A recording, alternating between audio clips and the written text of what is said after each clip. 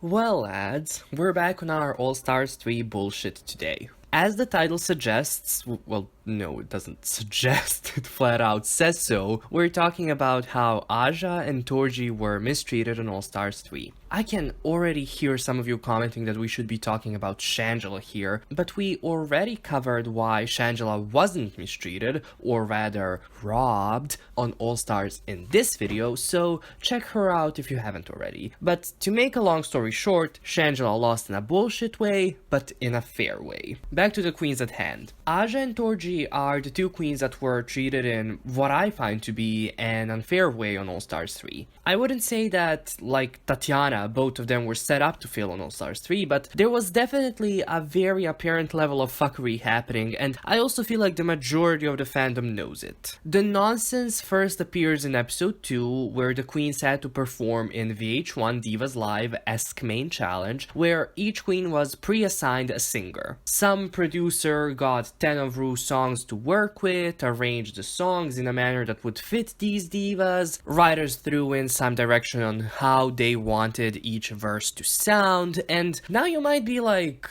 what's wrong with that? And I assume that you don't remember the whole song or the main challenge. Well, certain queens got huge advantages. Trixie got to do Dolly, who's an inspiration to her, even somewhat style-wise. Ben de la Creme got Julie Andrews rapping, which on its own is a funny concept, and Shangela got to mock Mariah's New Year's Eve performance, which is funny to some extent too. These three were at an immediate advantage. Then you had Aja, Chi-Chi, and Kennedy, who got Amy Winehouse, Patti LaBelle, and Janet respectively. And all of these queens' performance setups were basically like, you know, they'll get a good mix, true to the original artist, but it won't be anything special, which in itself is shitty because none of them had a chance at winning. For example, the only joke that Aja had wasn't even part of her song, so her part of the performance ended with, "Ru, I bet it all on black." Do you get it? Because Amy had a song called Back to Black, and Ru is black? Oh my god, comedy. We'll go back to these three after we mention the last three. BB, Milk, and Thorgy got really forgettable mixes and not a single joke in them. Do you know what Thorgy's exit joke was? It was, "I'm a little dizzy, Ru," because she spun. Just to emphasize how insane the judging was on this episode, we will look at a meme that I found on Google Images. Basically, Thorgy and BB, who were unfortunate enough to get really bad performances, got the same critiques, but BB was high and Thorgy was up for elimination. And mind you, Thorgy's lip sync was tighter than BB's. Something that we should also mention is that Thorgy has mentioned on numerous occasions that she asked the producers if she could have any like witchy stuff to make the joke that Stevie Nicks is a witch, and that they said no every time she would ask. But then also, on the show, she pointed out the fact that Trixie got a guitar prop, Bendela got like a disappearing microphone and all that, and Shangela had sound effects and like 5 or 6 dancers with her. So, she really was fucked over. In Aja's case, however, she gave a great performance, looked like Amy more or less, and had, I would say, the best runway look, and she was safe. Yeah. We could go in depth on why this is one of the worst episodes of Drag Race, but that's for a future video. Here, we are just looking at Thorgy and Aja. Let's finish with Thorgy. So, Thorgy ended up in the bottom 2 with Kennedy. Thorgy spent the entire episode calling out the production, saying how she knew she was gonna be eliminated, both in the confessionals and during the filming, but because it was Thorgy, someone who was shown to be a little airheaded at times, and with an attention span of me trying to watch Game of Thrones, her storyline for the episode was, oh, she's paranoid, she has to go. However, Thorgy was right. Pretty much everything she said on that episode leading up to her elimination, she was right about. In the terms of the competition, she also wasn't the worst that episode. Kennedy, much like Milk, had a really forgettable, borderline bad performance, but Kennedy especially, given that she didn't know the words to her verse. And then on the runway, it was the same thing we've seen pretty much every time from Kennedy, a bodysuit and or something sparkly. However, what fucked Thorgy over was that the top 2 were Ben de la Creme and Shangela. Why would either of them not eliminate someone who called out the favoritism from the producers and the judges? Would it make the competition fairer? Yeah. Would it also help either of them in the eyes of the viewers if there was someone showing all the injustices? No, it would work against them. Thorgy, of course, is also to blame. She maybe would not have ended up in the bottom 2 if she just did her job and let another queen talk about the production.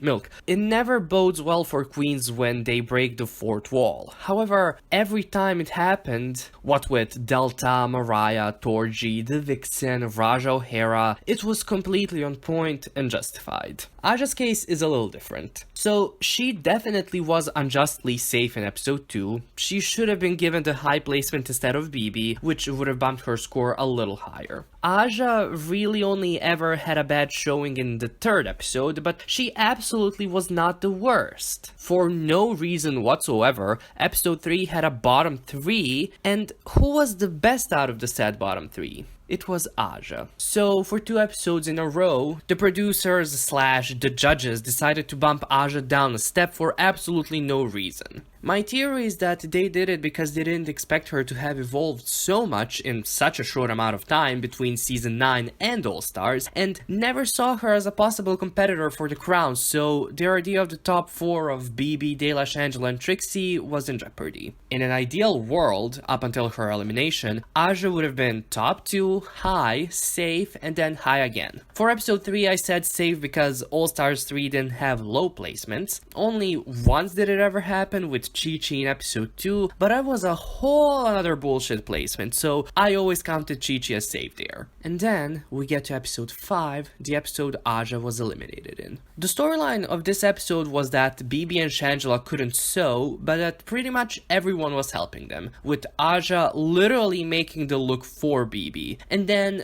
BB's flat out lie on the main stage, that she made the whole look herself. Here's the thing, no other queen was asked that question as far as we know, only BB. Now why is that? Because the producers wanted the storyline of Aja versus BB to happen. There were only 2 outcomes of this question. First is the one that we got, where BB gets all the praise for her look and Aja ends up in the bottom 2 with Shangela. And then the other one, where BB says that Aja helped her, Aja is saved from the bottom 2, and BB loses her top 2 spot. Now, you might be like, oh god damn it, the second one should have happened. But it couldn't have happened, because Aja was the first one to be judged. She was borderline humiliated and ridiculed on national television just because she was young. The main critiques that Ru and Michelle had for her were that she was young, that she mispronounced the name of a one-hit wonder, and that she mixed up her references because she was young and dumb.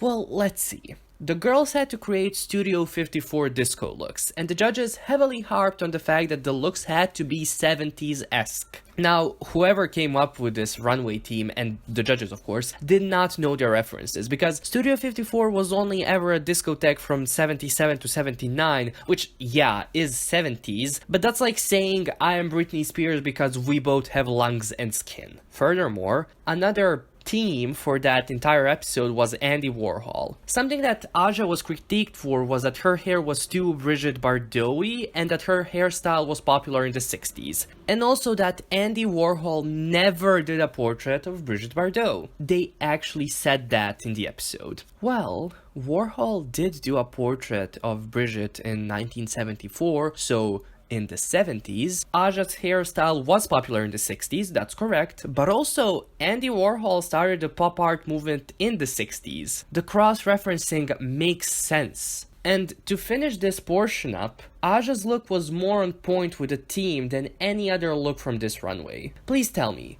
what's disco or 70s about a juicy couture jumpsuit, about something I can only describe as tentacruel cosplay, and whatever this was. The final thing that we can talk about isn't necessarily the mistreatment of Aja on the producer's part, but rather the queen's part. Aja absolutely had the best verse in the Kitty Girls main challenge, and the best performance, but nothing came out of it. This video was a little longer, there was a lot of information, there was a lot of stuff being thrown at you, but there was a lot that had to be said. Like, there was a lot of fuckery on All Stars 3, and while I don't think either Thorgy or Aja would have won the season, I still think both of them, had the judging been better and the producers hadn't been, you know, doing what they usually do, would have been part of the top 5 rather than the bottom 5.